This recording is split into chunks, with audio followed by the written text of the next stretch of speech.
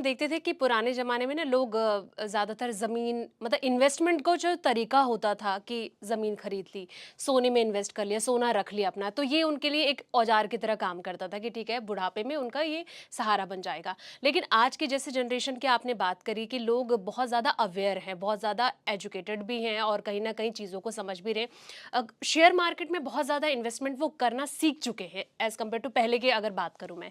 लेकिन इसके अलावा आज की अगर लोग सोचें कि हमें शेयर मार्केट में इन्वेस्ट ही नहीं करना, उसके अलावा हमें सेविंग ऑप्शन क्या हो सकते हैं? देखिए शेयर मार्केट के अलावा जो ऑप्शंस आप एक्सप्लोर कर सकते हैं इन्वेस्टमेंट के, gold is doing very very well of late. अगर आप देखेंगे gold prices is on a high, see वो ना एक हेज की तरह ऑपरेट करते हैं। ये जो कमोडिटीज होती है ना सारी, सिल्वर, गोल्ड, बेसिकली जब भी जैसे ये वॉर लाइक सिनेरियोज होते हैं, जैसे Russia Ukraine war was going on and other such scenarios like the conflict in Israel and all.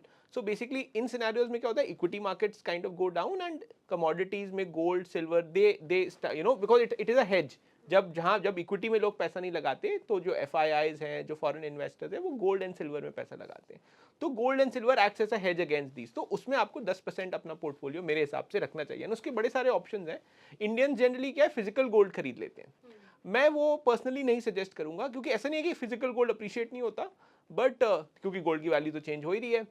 But the thing is that physical gold आप कभी सेल नहीं करते, like it is like the last thing in the house that you will ever sell, right?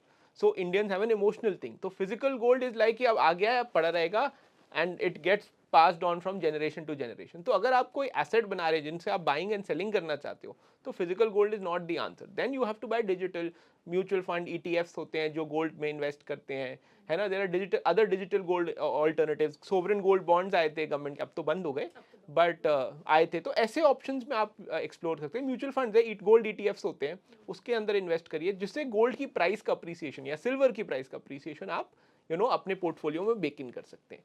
तो ये एक option आपको करना चाहिए। दूसरा, रियल एस्टेट करनी चाहिए 100%। Real estate after Covid has appreciated like anything in Gurgaon, Noida and all, and some of the other metro cities also, it has done very well. But see what you have to be cognizant is that सारा पैसा एक तो real estate में मत लगा दीजिए। क्यों? क्योंकि अगर आपने अपना बहुत सारा कॉर्पस रियल एस्टेट में लगा दिया, तो प्रॉब्लम ये आएगी कि आप आधा कमरा कभी नहीं बेच पाएंगे घर का, राइट? मतलब अगर आपको 20 लाख रुपए की जरूरत है, तो आपके पास कोई अगर इक्विटी या कहीं पैसा है एफडी में, तो वो निकाल के आप यूज कर सकते हैं। तो अगर बहुत ज्यादा पैसा आपने रियल एस्टेट में लगा, तो ये प्रॉब्लम आ सकती है। Plus maintenance and all issues are there. So I am not saying real estate is a bad investment option. You should have एक घर अपने लिए तो होना ही चाहिए, प्लस एक for rental income, future rental income you can consider, but not do it, over do it. India में क्या लोग ओवर डू कर देते हैं कि एक घर खरीदा या and see the problem with land I personally feel is that कि taking care of where to buy that piece of land, how to take care of it, is I personally I find in a day to day job it's too much of hassle.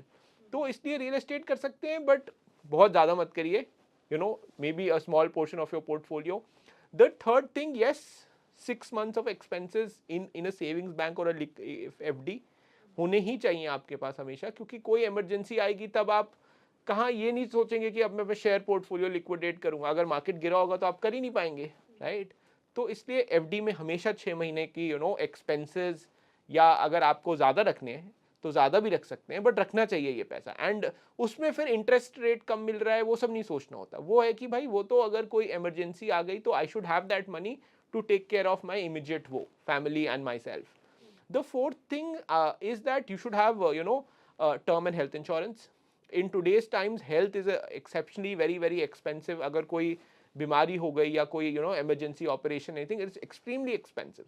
तो health insurance सबके पास होना चाहिए। अगर जो younger generation सुन रही है, बहुत सस्ते में आपको हेल्थ इंश्योरेंस मिल जाएगा, तो आप उसको खरीदिए। एंड अब तो मंथली भी आप पे कर सकते हैं, इफ यू वांट तो मंथली पे करिए, अगर if you don't want to pay a lump sum one time. But वो जल्दी खरीदे। जितनी प्री एग्जिस्टिंग डिजीजेज होती हैं उसके कुछ क्लॉजेज होते हैं, वो अगले 3-4 साल में कवर हो जाएंगी। So if you buy it young, see किसी को कोई प्रॉब्लम यंगर एज में जनरली नहीं आती है, तो by at 25-26, by 30-31 all of the pre existing diseases also start getting covered, and you have a health cover. And see लोग कहते हैं कि हमारा कॉर्पोरेट हेल्थ इंश्योरेंस है।